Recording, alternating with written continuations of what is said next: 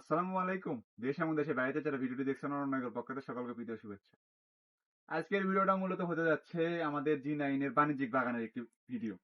অনেক ভাইরা বলেন আপনারা যে জি9 চারা বিক্রি করেন আপনাদের কি বাণিজ্যিক বাগান আছে বা হচ্ছে আপনাদের কি কোনো বাগান চাষ হয়েছে এরকম বাগান দেখাতে পারেন তাদের জন্য ভিডিওটা ভাইয়া। দেখেন এটা আমাদের এক নিকটবর্তী এক ভাইয়ের হচ্ছে বাগান, তার বাগান ভিজিটে আসছিলাম আজকে আমরা। এই গাছগুলো দেওয়া আছে আনুমানিক 5 থেকে 5.5 মাস আগে। গাছগুলোতে অটোমেটিক এখন দেখেন ফল চলে আসছে অনেক গাছে, এবং অনেক গাছে ফল আসছে। এটা হচ্ছে দেখেন উচ্চ ফলনশীল জিনাই। তার বর্তমান কাজে দেখেন কাজের সংখ্যা দেখা যদি 1 2 3 4 5 6 6টা আনুমানিক বের হয়েছে বা 7টা বের হয়েছে। এখনো দেখেন কতখানি আপনার ইয়েটা আছে, মুসিটা আছে। এটা আপনার আনুমানিক আপনার এতটুকু পর্যন্ত যাবে, তখন 14 থেকে 15 ছড়ি পর্যন্ত কলা হবে। এবং একটা কাজিতে যদি কলা একটু গুনে দেখায়, একটা ক্লোজ করান দেখি। 4 4 8 12 16 18 20 22 23 24 26টা কলা আছে এক ইয়েতে। সেক্ষেত্রে আপনার যদি একটি কাজিতে 10টা ছড়িও হয়, সেক্ষেত্রে আপনার 260 পিস কলা হবে। 12টা হলে আনুমানিক 300 পিস কলা হয়ে যাবে। এবং 14 15টা যদি হয় 350 পিস পর্যন্ত কলা হয়ে যাবে। এটা হচ্ছে উচ্চ ফলনশীল জি9 কলার চারা। এটা হচ্ছে কম সময়ে এবং হচ্ছে সর্বোচ্চ ভালো ফলন হয়।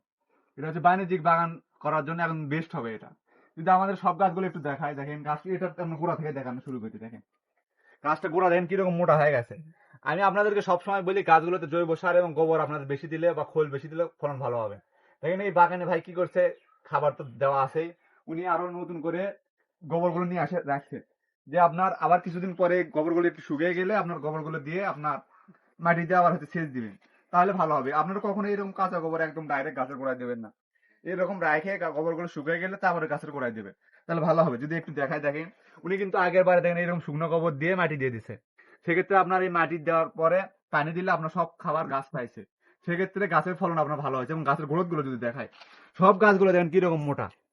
এবং এই বাগানে ভাই একটি ভুল করছে, সেটা হচ্ছে কি আপনার প্রত্যেক গাছের গোড়ায় দেখেন কতগুলো করে উনি হচ্ছে বুক রাখছে।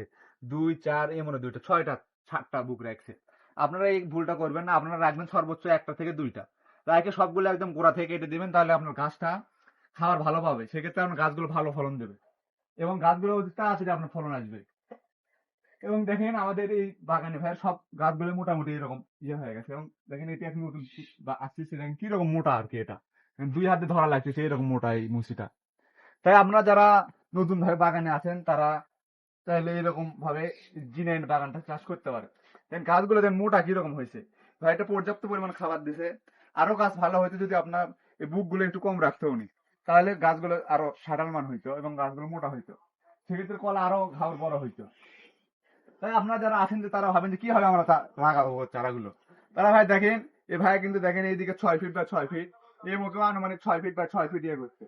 এবং প্রত্যেকটি কাপের ভিতরে দেখেন একটা করে নালা করে দিছে। সেক্ষেত্রে আপনার পানি পাস হওয়া যাওয়ার একটা সুযোগ আছে।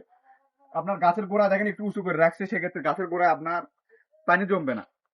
আপনার এই জি9টা শুধু গাছের গোড়ায় পানি জমার কারণে এক কারণে মারা যায়, আর অন্য কোনো কারণে গাছ মারা যাওয়ার কোনো ঝুঁকি নাই।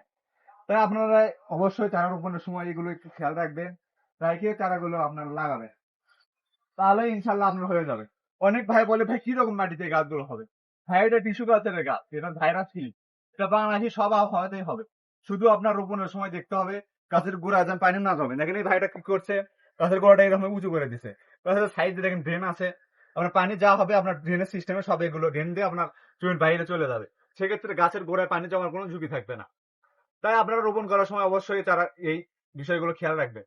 এবং অনেক ভাইয়ের প্রশ্ন থাকে, ভাইয়া আমরা তো চারা রোপণ করলাম, গাছ সাইড থেকে যে বুক গুলো বের হবে সেগুলোকে আমরা রোপণ করতে পারবো? হ্যাঁ ভাই, এই গাছগুলোতে আমরা যে বুক বের হবে 1 বছর পর্যন্ত আমরা রোপণ করতে পারবেন, দাঁড়িয়ে 1 বছর পর। কারণ তারপরে যে আপনার আবার ভাইরাস দেখা দেবে গাছে।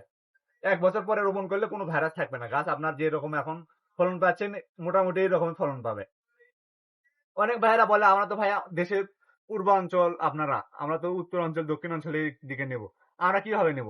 ভাই আমরা সারা বাংলাদেশ স্টেট ফাস্ট কুরিয়ারের মাধ্যমে হোম ডেলিভারি দিয়ে আসতেছি অনেক আগে থেকে।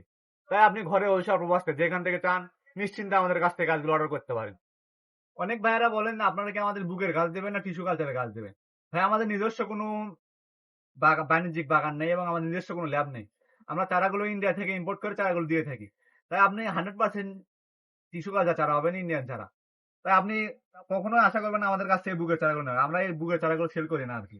আমরা সবসময় টিস্যু কালচার চারা সেল করে থাকি। তাই আপনারা যারা চাচ্ছেন বাণিজ্যিকভাবে বাগান করবেন, তারা আমাদের কাছ থেকে গাছগুলো সংগ্রহ করতে পারেন। অনেক ভাইয়ারা আছে নতুন করে বাগান করতে যাচ্ছেন, তারা অনেক আমার প্রশ্ন করেন যে ভাইয়া প্রতি শতকে কত পিস করে চারা লাগান যায়? আমার নতুন করে বাগান করতে চায়। তাদের বলব ভাই আপনারা যদি এরকম ৬ ফিট বা ৬ ফিট চারা লাগান, তাহলে প্রতি শতকে আপনার ১০ পিস করে চারা লাগাতে পারবেন। এবং প্রতি বিঘায় ৩৩০ পিস লাগাতে পারবেন। এটা হচ্ছে আমরা ৬ ফিট বাই ৬ ফিট দিলে এটা একটা আদর্শ মাপ। তাহলে আপনার কলাও ভালো হবে, আপনার গাছগুলোও খুব ভালো হবে এবং হচ্ছে আপনার বাগানের জায়গাও খুব একটা বেশি ইয়ে করবে না। তাই আপনারা যারা নতুন করে বাগান করতে চাচ্ছেন, তারা আপনারা এই ৬ ফিট বাই ৬ ফিট দিয়ে এরকম নালা করে দিয়ে চারাগুলো রোপণ করতে পারেন। এবং আপনারা টিস্যু কালচার চারা নিলে আমাদের স্ক্রিনে দেওয়া হোয়াটসঅ্যাপ নাম্বারে কল অথবা এসএমএস করতে পারেন। আমরা সারা বাংলাদেশ চারাগুলো হোম ডেলিভারি দিয়ে থাকি। তাই আপনি নিশ্চিন্তে ঘরে বসে প্রবাসে যেখান থেকে চান চারাগুলো অর্ডার করতে পারেন। সবাই ভালো থাকবেন। আসসালামু আলাইকুম।